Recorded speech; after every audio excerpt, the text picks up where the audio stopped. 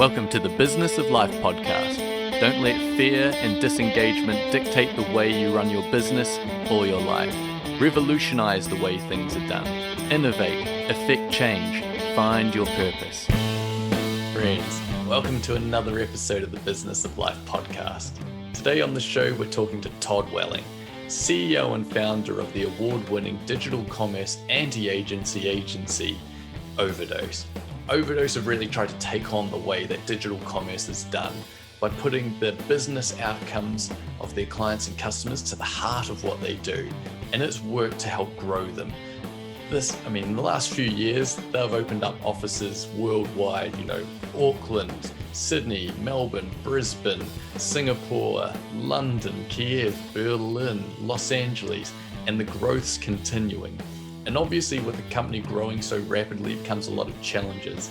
So today, Todd delves into the journey and what it's been like to lead a company through such growth.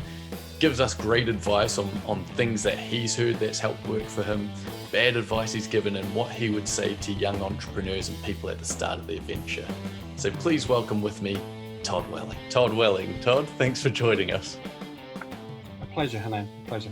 How you been today, mate? You all right? Good, yeah. Busy times. Yeah, it's always good. Todd, just for the listeners of us who don't know you, I was wondering if it would be all right if you would kind of run us through to where you've got now, because Overdose, has really had a bit of a bumper 2020. You guys are, in almost every city in the world now. Your clients traded over a billion last year.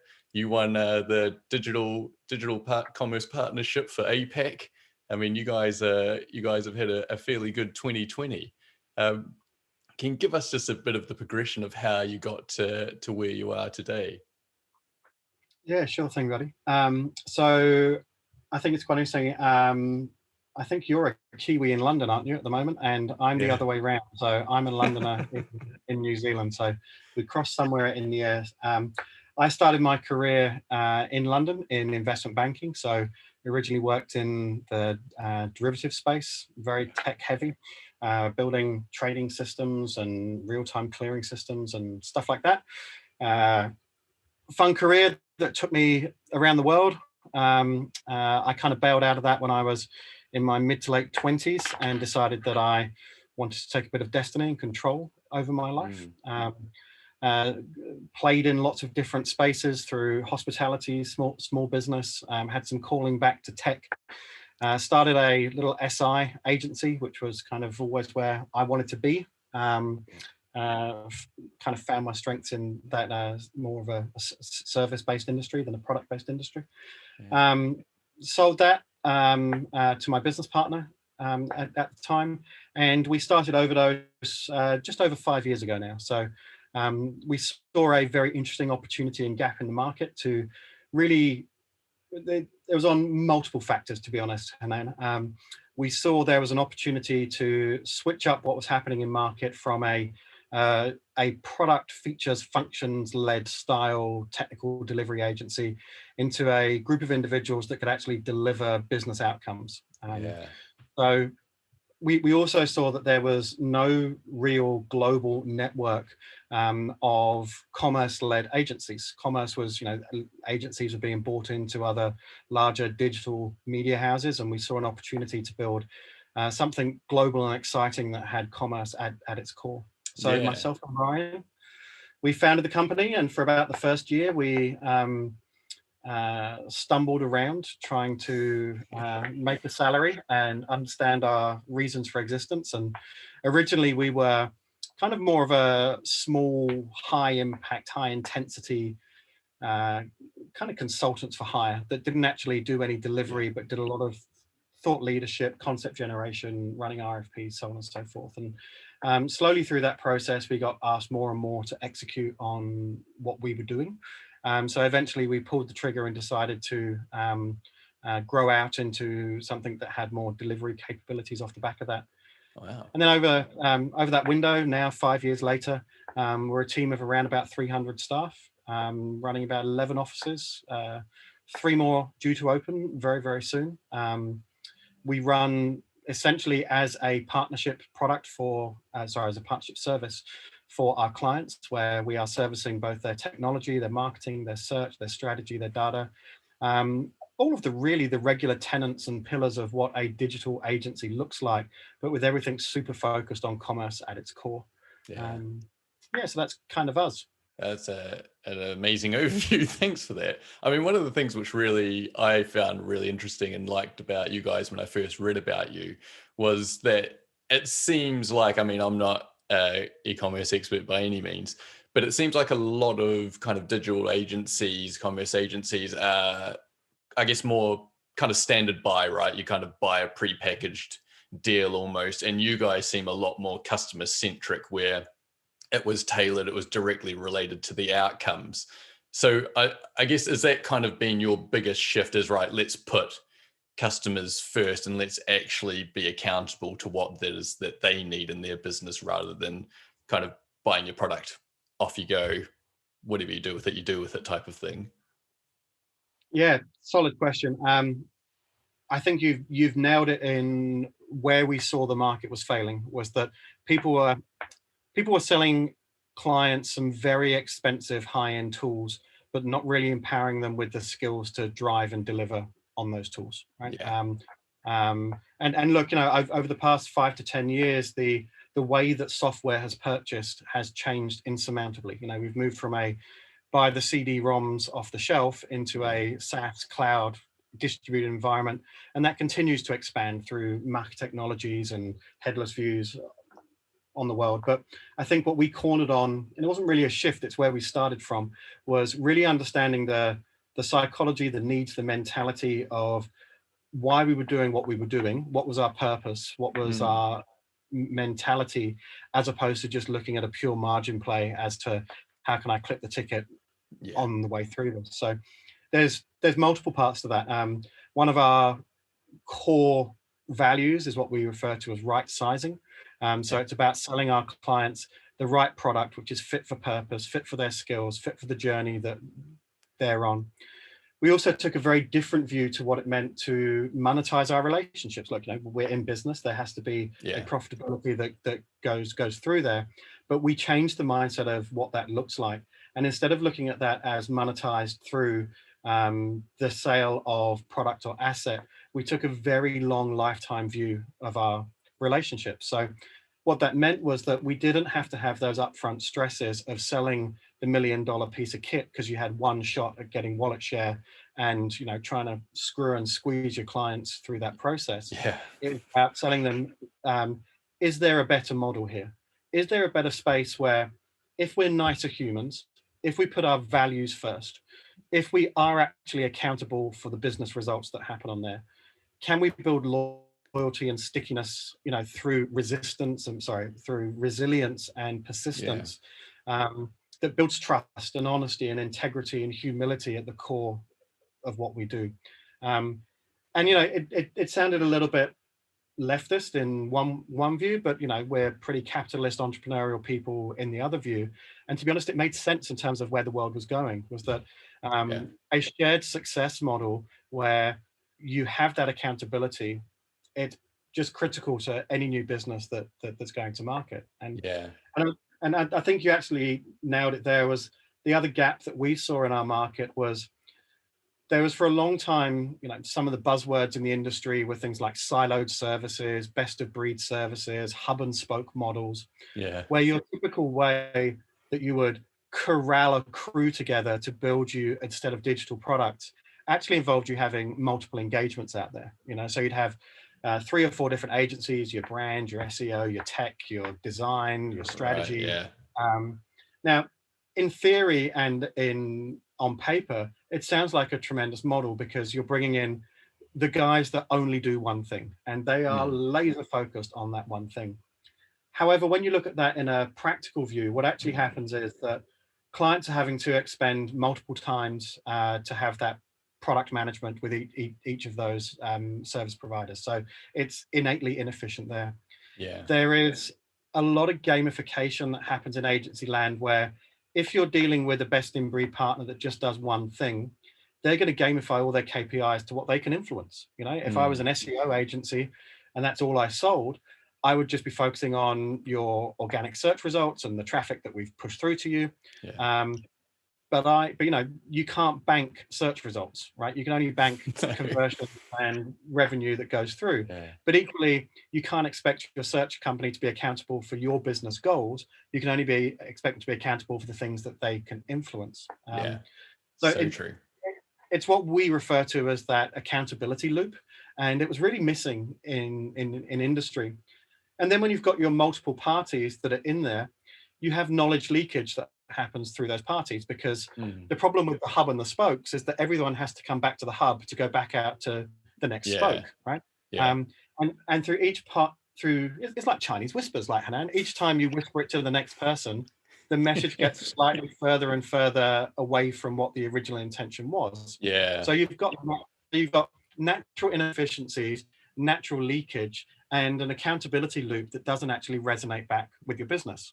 So we essentially ideated out what would be the perfect solution for that. Would be one singular service agency that could bring you the very best of those assets combined under one roof, with everyone working very homogeneously with a single view in space, that all of those services are running in parallel as opposed to in series. For example, you're doing your SEO whilst you're designing the site. You're not designing a site, then building it, and then trying to do SEO. Everything of those is compounded into a single product.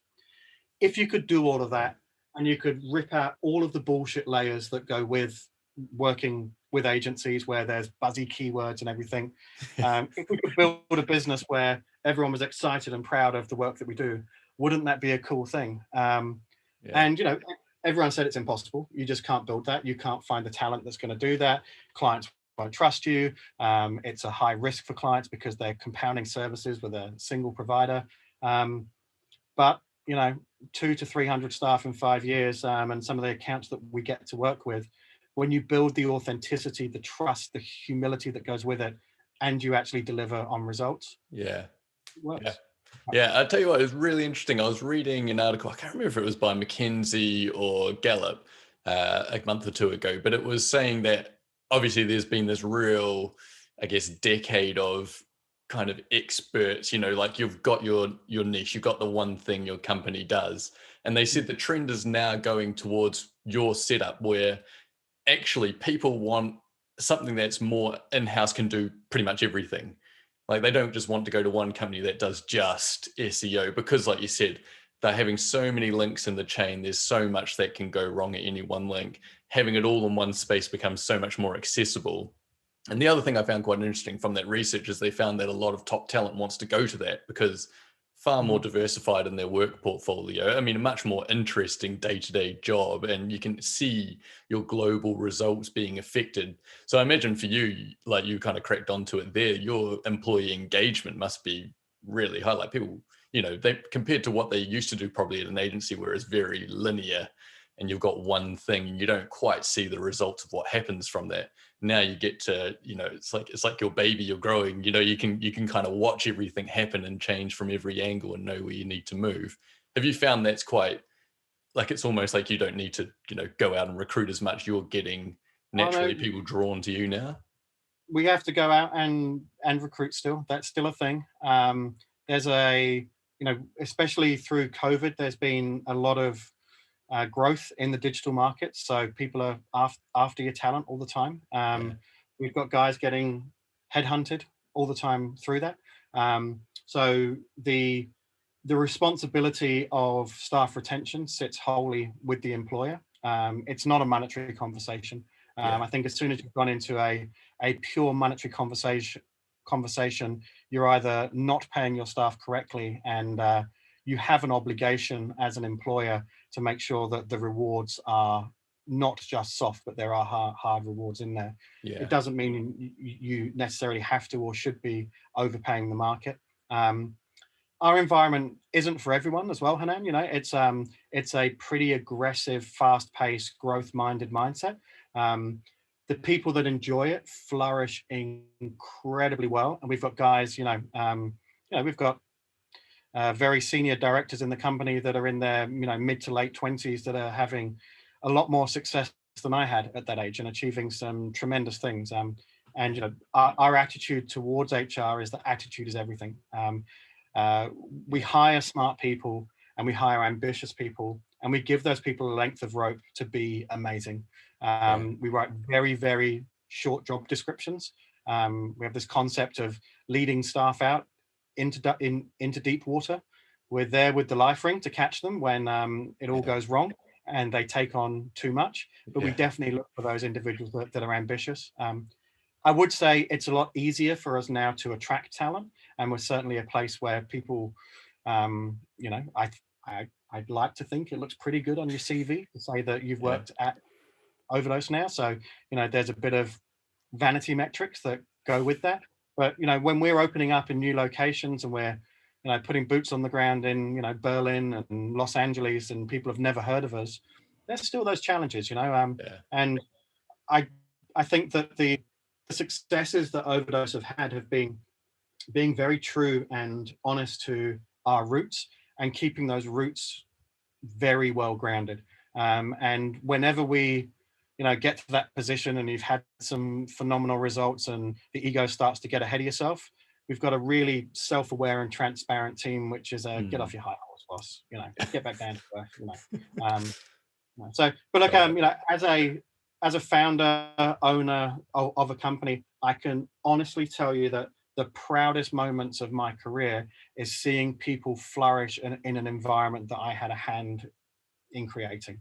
And when they've gone from jobs at Macca's to 3 years later, 6-figure salaries and running departments and teams, that's those little warming the cockles of your heart moments that you can go to bed and say, did all right, EBITDA's, revenues, you can play with all that kind of stuff.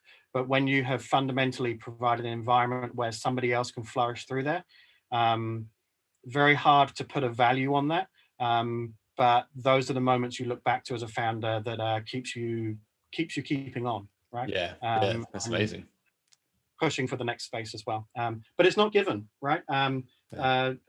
All we can do is create an environment and opportunities for people to flourish in. And those that grab it with two hands, there's people who I think have accelerated their career 5-10 years in a couple of years by risking their career on, it's not just my vision, the collective vision of all of the founders, right? And back when I'm 42, 43 now, Hanan, and if I told my mum that I'd gone and got my degree and I was going to leave my banking job and go and work for a startup back in the late 90s, I'd have been disowned. Whereas now it's an acceptable trait, right? Early stage failure in career, and there's a lot more,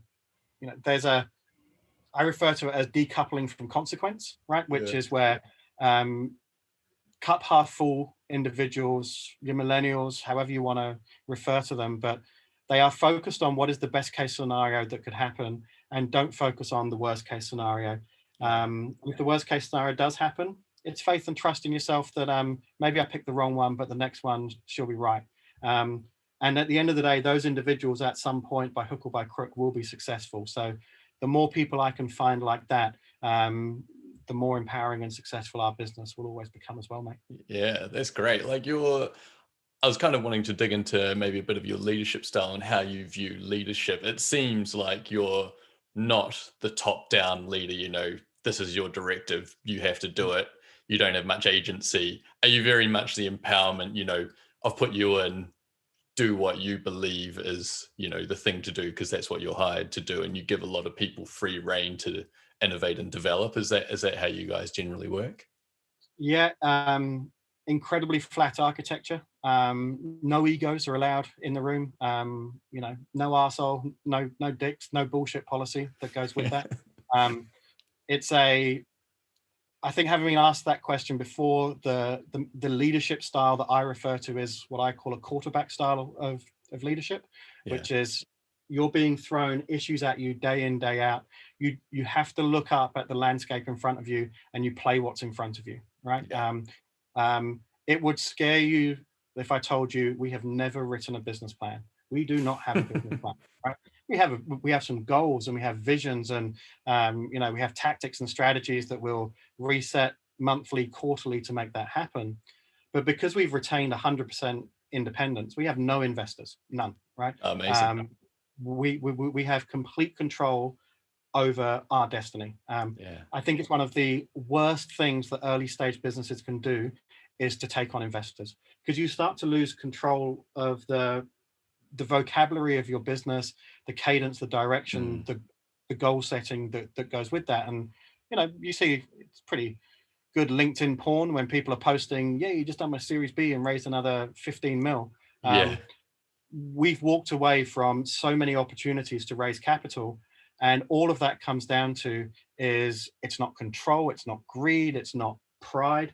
It's actually just having the ability to build the company we want to build, and to be able to make changes, again, decoupled from consequence, where I can make a judgment call on a hair's breadth moment that we're going to go and open up in this market or that market. I get asked, we've recently had investors trying to throw some cash at us and say, what's your expansion plan for EMEA? How did you choose Berlin as your first kind of space to go in? It's like, we didn't.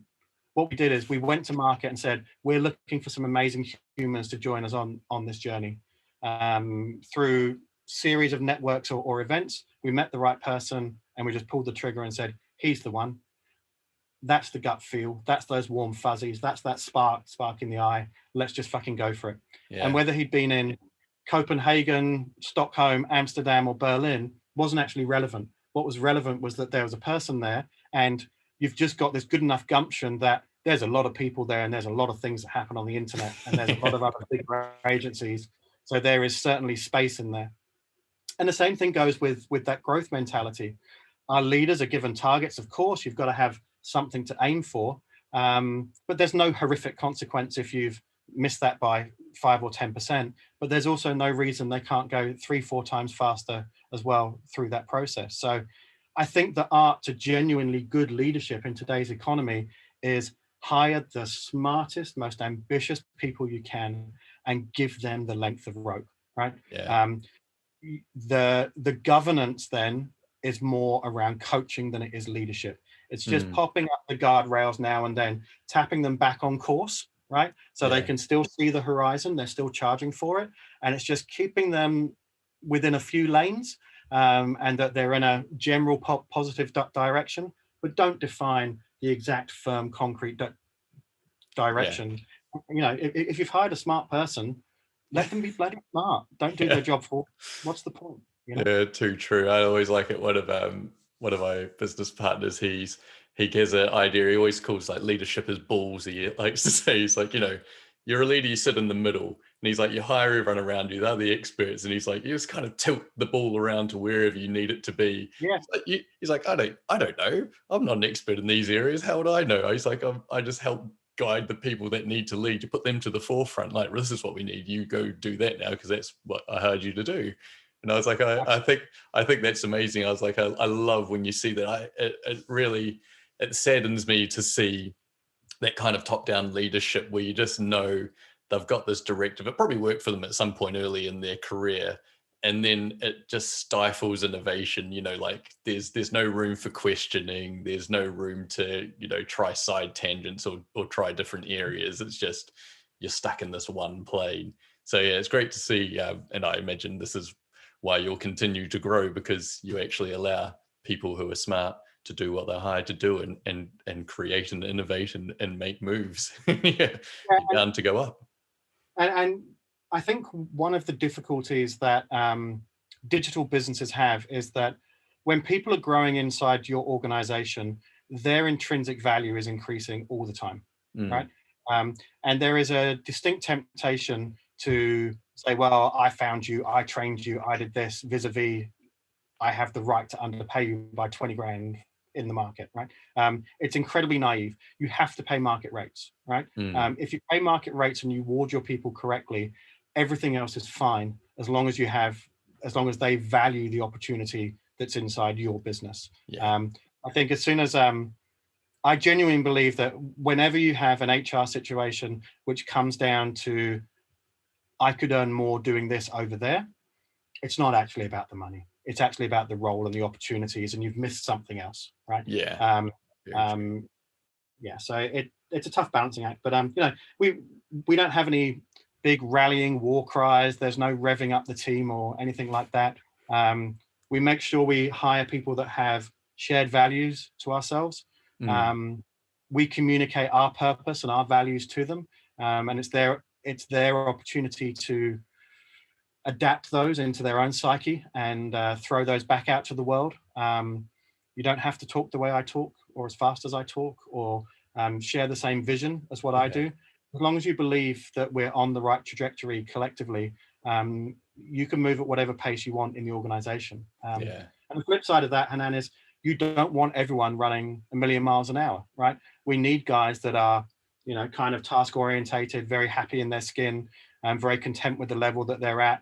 Have other parts outside their work that are, family, hobbies, that are, different priorities, be it work-life balance. So we can all move at different speeds and be very successful on the same ship together. Oh, too true indeed. Too true. I was listening to a talk by I completely just forgot his name, the CEO of Goldman Sachs, where it came out a few years ago that he was actually the DJ Teleso as well. and Wow. he thought it was going to be like, detrimental to his career and that they'd lose business partners and everything. But he said the amount of people that reached out to him and started talking about their passions and hobbies as well. And it basically led this whole HR change for them that, they wanted people, especially investment banking, right? Huge hours, lots and lots of kind of like 7-day weeks. They wanted to cut that. They wanted to be like, right, you guys need to have passions and hobbies outside of work. So they made that, Goldman Sachs made that policy of no Saturday working, that you weren't allowed to be there in the office from like 9 o'clock on Friday till 9 a.m. on Sunday morning, just to kind of encourage, something different outside of work. Because I think, like you said, if you're just one thing of work, it can drain you. I mean, you can burn out. You don't have scope of just seeing the world differently as well. So it's a great thing to encourage. Well done. Brilliant. One thing you touched on, which I love, and I think, personally and for business, I think it's amazing if you can have the kind of the vision and mission and create the strategy to go and execute to kind of get your operational planning. How often are you kind of, like you said, you kind of do quarterly vision sets? I think one thing, you're probably great as a leader. I don't know if you directly think about this, but when I read your stuff and when I listen to you on podcasts and things, you're very good at talking vision and kind of opening up a story. And I think one thing which really is amazing for people to come into an organization is where they feel they contribute to the story. And it's almost like you're opening up. It's like you said, you've got your journey, right, and your vision, but it's not always that other people have to have the same thing, but you kind of allow them to be like, all right, this is our broad vision of what's happening. And you almost bring up their story as well. Like, this is, you can come in, you can contribute. Is that something you intentionally do? Like, are you someone who's thinks quite diligently about your vision and really articulate it, or No, just a far natural from it. process? Yeah, look, Paul, my COO, who I run the business with, we probably talk every 30 minutes about something, be it, I think there's probably a million Slack messages out there, whether it's cursing and screaming or throwing new ideas around. Paul, I actually asked Paul to join the business a little bit as a barometer for myself as well, as a sounding board. Paul takes a much more pragmatic, structured view of the world. Paul will think for 3 days before talking. I will talk before thinking. And there's definitely I found a need in my kind of late 30s where I was building this self-awareness. And I think as human beings, we sometimes spend more time covering up our weaknesses than we do enhancing our strengths. And I had a bit of a epiphany myself of where you realize I'm really shit at doing that, right? And I'm getting too old to try and keep changing that thing about me. So maybe I need to flip this around and enhance the things which I think I'm good at, and then surround yourself with people that complement those pieces which I'm not good at. And sometimes that takes a lot of bloody soul searching, right? Oh yeah. To be very authentic. And what Paul and I always refer back to is that we wanted to build the company that we wanted to work at, right? There's a lot of days in your life to get through. And hence, one of the reasons we haven't taken some investment on is because you've spoken to some of the guys that you're investing, and we've walked away from 8-figure deals where you're gone, I just think he's an arsehole, and I don't want to have to talk to that guy and report back to him in every single month. That will just drive me bonkers, and I'll fall out of love with the company that I love so dearly, right? Yeah. So I genuinely believe that self-awareness and the transparency and the willingness just to be a completely open book with clients, staff, partners, no bullshits, no charades, no having the difficult conversations when they need to be had, and there are difficult conversations. I just think that if you have that authenticity in any factor of your life, it breeds trust, and you get to a happy place a lot quicker. And we stopped trying to seek perfection very early, Hanan, and we started saying, do you know what? Let's just do us. And if us is good enough, it'll work. And we can be content with that. And there is always room to move from good to great. And by no means do we think that we are the best thing that's ever hit the digital market. We're good. We're genuinely good. But I think being content is one of the hardest things to find. I've never quite found it. I think when Ryan and I started the business saying, geez, wouldn't it be insane if we got to 50 staff and $5 million worth of revenue or something, right? And as soon as you hone in on those goals, the numbers double and they double and they double, right? So I think for me, I found that contentment for me is in that there is always a horizon to aim for, and there are always new horizons, and that we're working in a market that is constantly changing, and being willing and able to adapt to those markets.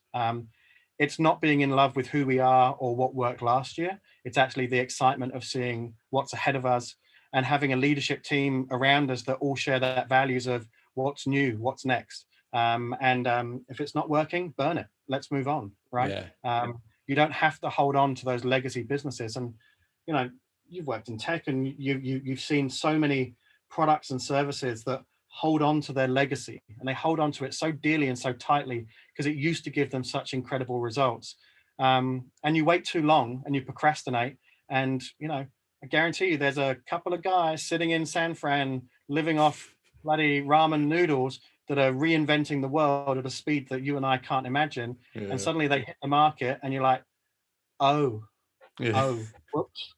whoops. We said next year that we're going to innovate. I guess we should have done it because it's now gone and someone's beaten us to that race. So look, yes, I have a vision. I actually think I'm terrible at articulating that vision, and I've never actually managed to write down a true vision statement for the business. We understand our purpose, which is to accelerate and grow our clientele and to provide an environment for humans to flourish and be successful. We know what our purpose is, but the vision is, I think it literally changes daily, weekly, monthly. There's good days and there's shit days. There's days where you want to take on the world, and there's days when you want to consolidate everything back, Hanan. But for me, it was having a balanced group around us of sensible thinkers.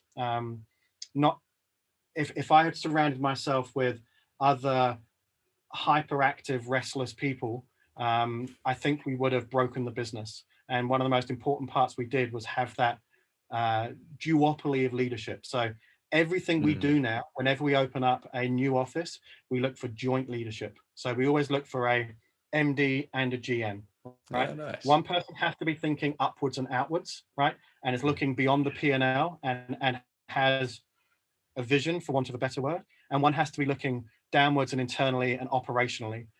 So whilst I don't think it's good to procrastinate, I think you need someone who is procrastinating with you, right? And is pulling the reins and knows when to pull those reins on you. And you can only find that person through time and putting your faith in them and spending a lot of time together on a personal level as well.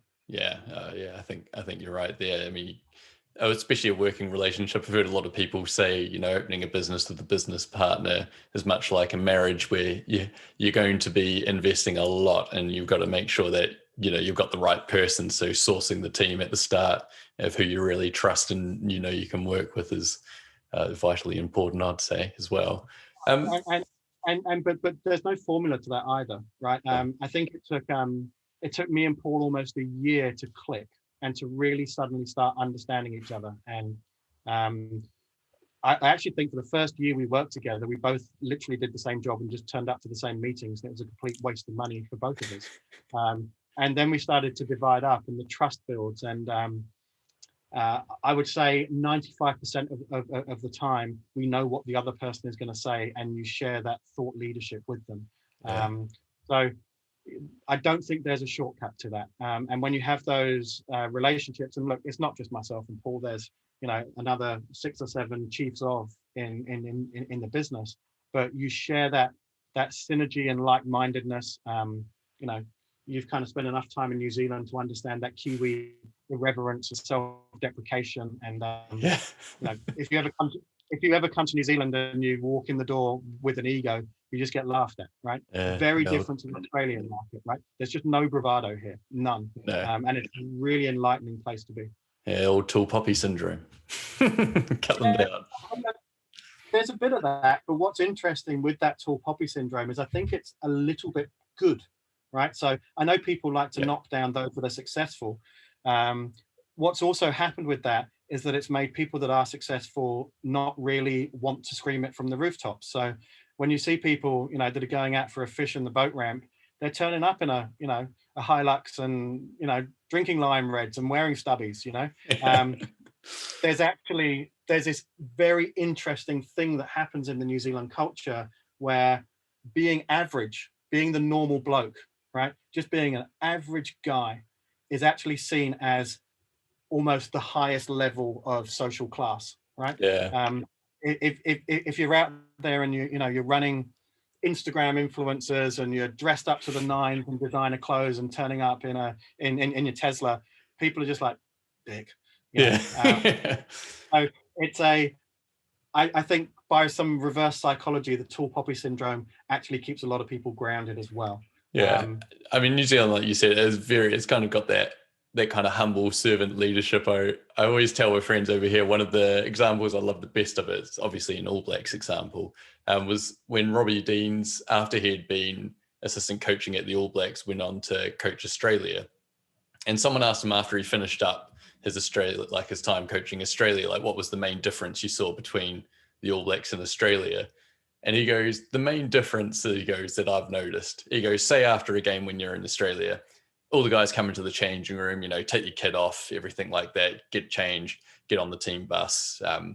And like, you know, that's kind of it. He's like, the same thing happens in the All Blacks changing room, but everyone gets on the bus apart from Richie McCaw, Dan Carter, and say like Kevin Mialamu, some like the 3 senior guys. They stay behind, they sweep up the changing room, they fold all the kit away, they do it so the staff don't have to. That's just like how they lead the team by example. They don't like ask others to stay back, they just do it. And he goes, that's the main difference. And inadvertently, I think some of that rubs off onto our business where nobody is above and beyond doing a piece of work, right? Now, we run a 300-man agency and nobody has a PA or an EA because I'd rather spend that money on another marketeer, another developer, another designer, right? And so, you know, as I say, just keeping that ego in check, and, you know, don't be a dick, just be a genuinely normal human being. That's what's valued. It genuinely is. Yeah, that's great. And you were saying before about the kind of change in mindset that you had. Is that something that happened between your, like, doing your first business to now, or is that something that's happened during Overdose where you've been like, all right, I really need to reflect on what I'm not doing great, what my strengths are, and just help mitigate that downside and get people in instead of trying to hide it away? Yeah, I think it was forced upon me from not being on the brink of failure, but where I could see that failure could happen to us. When we were probably just around about a 12 to 15 man team. And there were a few of us, myself, Ryan, who runs our creative, and Nick, our CTO. And both those guys were in their early 20s, and I was in my late 30s. And firstly, I couldn't keep up with them, right? Just and that was both at the bar and at work. And we were building this culture of you can always work harder. You can always work harder. Nobody will outwork me, right? We may not be the smartest, but damn, you're not going to beat me, right? And we were loading up and loading up and loading up, and we took on so much work, right? We took on so much work where, in business, you get those little inflection points. And I was trying to be a hero. Do you know what I mean? I was trying to do everything. There was times where I was supposed to be running the business, but I was jumping in and trying to code up pages and pick this up and trying to be all things to all people. And I think I was pushing myself to a point of where very early on, when we were in that sort of like 15 to 20 man stage, I don't think, I don't know what it was. I think I went through some mental health struggles there, of where you're like, why the fuck are you doing this to yourself, right? What are you actually trying to achieve? You start to go into that sort of self-counseling space of who are you trying to prove something to here? Is this you trying to prove it to yourself? What is it that is going on through that process of the speed, the ambition, the determination? And I think I just had a moment probably with my kids of where I felt I was positioning my business before my family.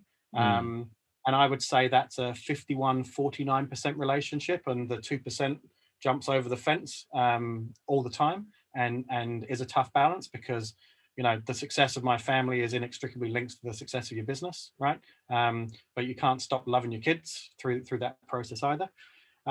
And realizing that maybe it's time, and just did a lot of deep thinking. And I went back to the lads, and I think for the first time I turned around and said, guys, I don't think I can actually do this on my own. I think I need someone to sit here with me and do this.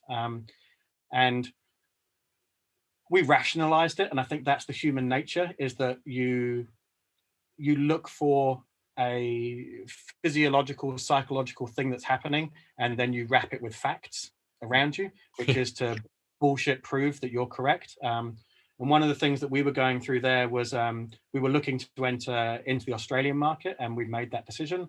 So I rationalized the decision in saying, right, what I need to do is hiring a managing director for this business, because guys, I'm going to go and focus over here.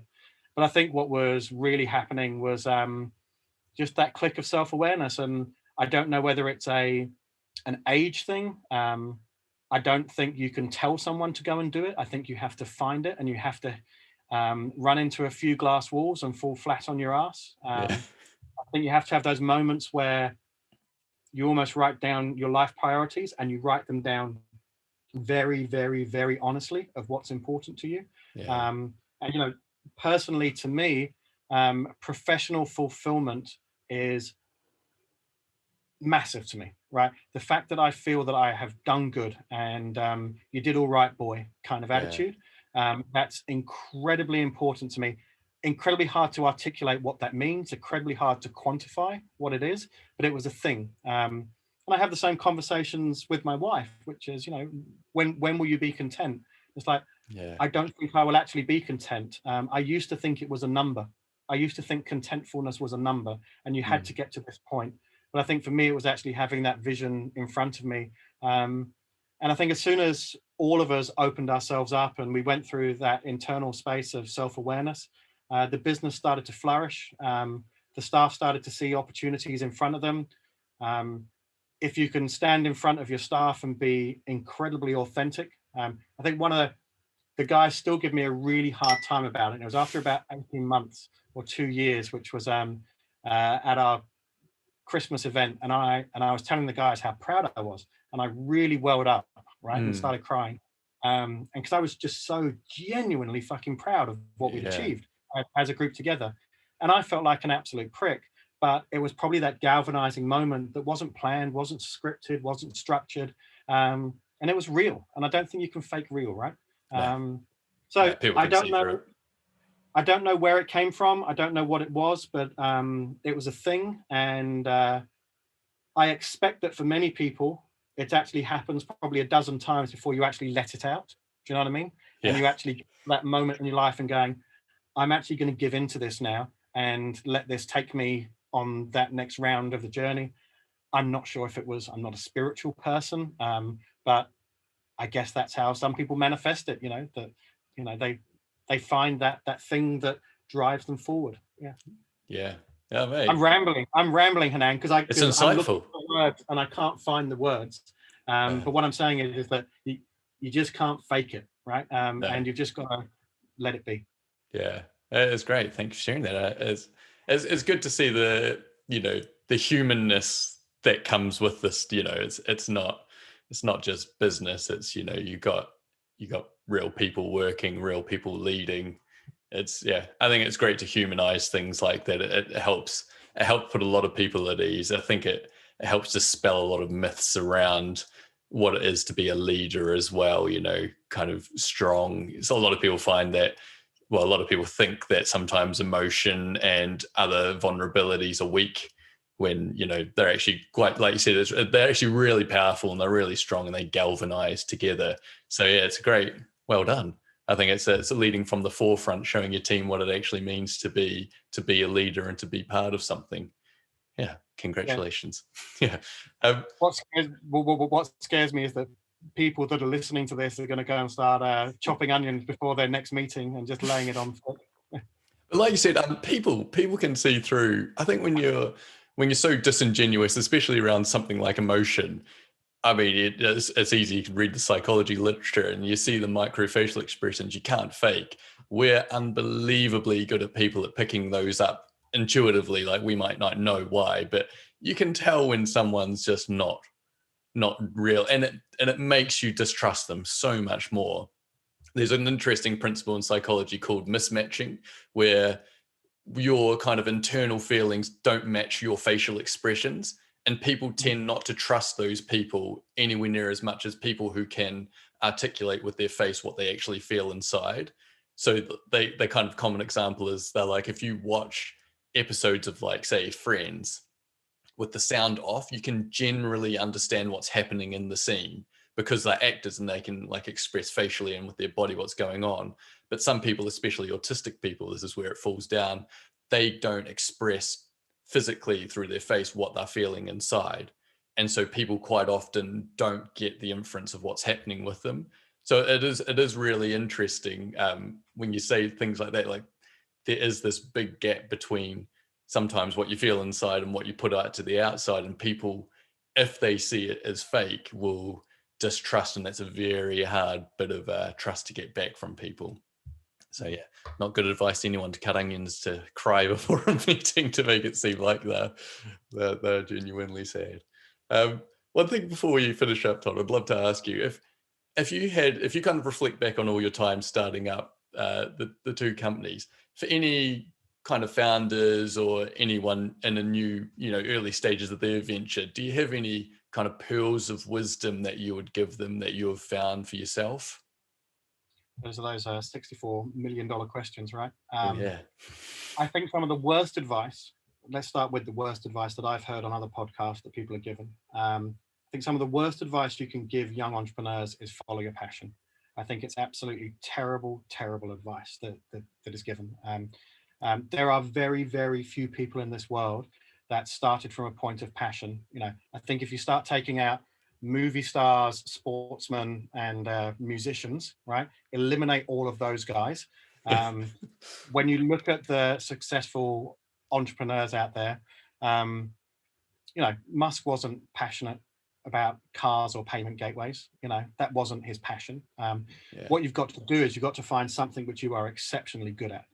Now, what happens through that process is that when you're good at something, people start surrounding around you, right? And then more and more comes. And then personal and financial success comes off the back of that. And then guess what? People get very passionate about financial and personal success. And suddenly that skill set that they had becomes their passion. And then they communicate back to other people and said, I followed my passion.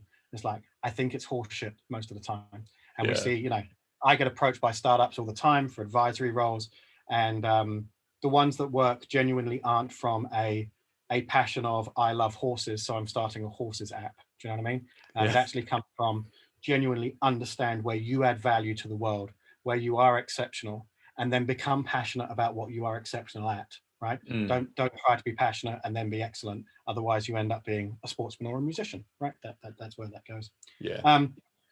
The other thing that I would add as a piece of advice for people is that procrastination is what kills most startups and most businesses. Okay, so when you are procrastinating on something and you sit there seeking perfection and you're saying, I'm not quite ready to launch it to market. It's just not quite there yet. I need to tweak this. It needs this. It needs that. What it actually is because you're not confident about your product, right?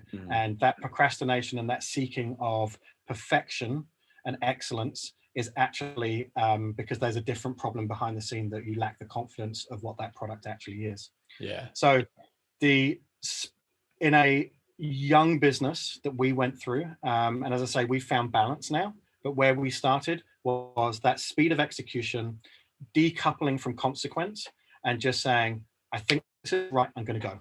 I'm just going to go. And I'm going to deal with the consequences after that. You see very, very few successful entrepreneurs that are slow at making decisions. And it's because they've learned that rapid decision making usually delivers the right results, gives you the opportunity to act on market, and actually opens you up into spaces that you otherwise wouldn't have gone. So there's so many doors that we've looked behind, and we've made the decision that A led to B, led to C, led to D. D was actually the thing that made us successful, not A, B, and C, but I wouldn't have got to D without going through A, B, and C, right? Yeah. If I was always seeking what that option D was to get to, I wouldn't have walked the path, right? So you just got to walk the path, punch, punch, punch, punch, punch. Have some good advisors around you. Listen to really smart people. Don't always, for God's sake, don't listen to your family and friends. Don't listen to your family and friends. You know, your mum is not an advisor. Your girlfriend or boyfriend is not an advisor. They will always tell you what you want to hear, right? Yeah. Don't always believe that those that have had past successes are going to have future successes, right? You know, anyone that decides to call themselves an entrepreneur or list themselves as a serial entrepreneur on LinkedIn was probably a failure, right? It's usually bullshit, okay? Yeah. Just because they smashed it on one startup does not mean they know how to run your startup. So you want to have a balance in there of wisdom, but also attitude and hustle of those that are moving forward. So don't surround yourself necessarily with the best. Surround yourself with the smartest. Find those young bucks that understand the psychology of communities and clientele that we work in today. And if you look, you know, this has all changed in like the last 10 to 20 years, right? Because if you looked at the speed and longevity of businesses, the speed to growth, the longevity of businesses, it's all changed. The whole world has been digitized. So, you know, I'm in my 40s and I get called on a lot into those advisory positions, and I'm still at an age where I can understand and connect with a certain demographic. You know, I've been on boards where they bring in, you know, 60-year-old accountant that has floated so many different businesses, right? And you talk to him about this, you know, new social view of a world, and it's like, he doesn't know. He genuinely doesn't know. Why on earth are you asking him about stuff like that and whether he has an opinion just because he floated a different company? He didn't get it from 0 to 1. He got it from 1 to 2. And that's my very last point on there, is that the difficulty of going from 0 to 1 is 10x harder than your 1 to 2, right? So that speed of delivery and the ability to execute on your thoughts and trust your thoughts, I think that's where you see incredibly successful people. And it's a very, very different style of human that is managing director of this company. The majority of the times they were the person that took it from 1 to 2. They weren't the person that actually inflected the growth and found that market opportunity. So you need to find that balance of people that have really done something that came from nothing. And whenever I see those people that have been in really fresh startups and have clarity of thought, they're priceless. And it's an incredibly hard skill to find in market. Yeah. Oh, pieces of wisdom indeed. Thank you for that. Just quickly, I'm not sure. what's your relationship when it comes to like how you view failure? Because like you said, you guys pivot and change a lot really fast. Is it something where you like it's just a necessity? It's going to happen. We need to do it early. How do you view it usually? Yeah, so I also think one of the most dangerous things that has happened through that process of the millennials is this much higher acceptance of failure. I think it actually went a lot too far, and I think your Gary V's of the world that are pumping people up and motivating them. We see a lot of people accepting failure far too quickly. Of, oh, that didn't work, I'll go on to the next one. That didn't work, I'll go on to the next one. Yeah. There's a really inherent danger there that you are not building resilience into these people, and you have glamorized and glorified what failure looks like. Right? So I don't look from a financial perspective. Yeah, fail fast. But what I breed into my staff is, can you please stop failing? Right. If we actually didn't take an attitude that failure is acceptable, we took an attitude which is failure is acceptable if you have gone through the necessary steps and given it enough and really understood the data behind it. Failure as a glorified result, it baffles me why people celebrate failure. It genuinely baffles me. And it's become this glamorized tool. So yeah, look, if it's going wrong, have the fortitude and the optics on your business to be able to pick it up early. And don't be too bloody proud to say, yeah, I need to stop this one. This one isn't working. But also, just because you fail, just because you fell at the first fence in the race doesn't mean that you're going to lose the whole marathon. Do you know what I mean? Yeah. So yes, failure is acceptable if we have given it the right opportunity to be successful, and we all genuinely believe that that's no longer the right path. And we, of course, try to catch it as early as possible. But failure as a default response to adversity, that's bullshit, right? Yeah. And we see it far too often. And what's even scarier is when you see people that are raising money and they are failing on other people's money. I think that's morally inept by those people, just to say, hey, look, but we failed fast. We've done a pivot. Let's go into a Series B. I think that's horseshit. And when you are taking other people's money, you have an incumbent responsibility to treat it better than your own money, and to show that resilience. And I guarantee you that if you can show that resilience to your investors, they come back for the second round, right? And you've been transparent. Doesn't mean that it has to be the success, but it means that you've given it a bloody solid crack. Yeah. I guess like it's that magic formula of somewhere in between not giving up after your first fall and not flogging a dead horse. Oh, look, I had someone apply for a job the other day that was trying to convince me that they were entrepreneurial because they had 3 failed startups. And that was the standard by which entrepreneurialism is granted in the world now. And I've learned all these life lessons. I've learned this, I've learned that. It's like, yeah, but dude, you failed. You fundamentally failed, right? And you failed on other people's money, and you're now looking for another person's money, but this time it'll be different. And every one of those, they lasted between 9 and 18 months before you decided that was a failure. And what you've actually done is you've proven to me that you're not going to respect my money on that way through that process. So you have to find that middle ground. I think equilibrium, that yin and that yang in everything that we do. Give it enough, but don't give it too long. Yeah. Find it out. Yeah. Oh, I love it. Thank you very much. And Todd, just before you go, is there anywhere, people can find you, see what's going on at Overdose? Where do you usually go with, people to keep up with what you're doing?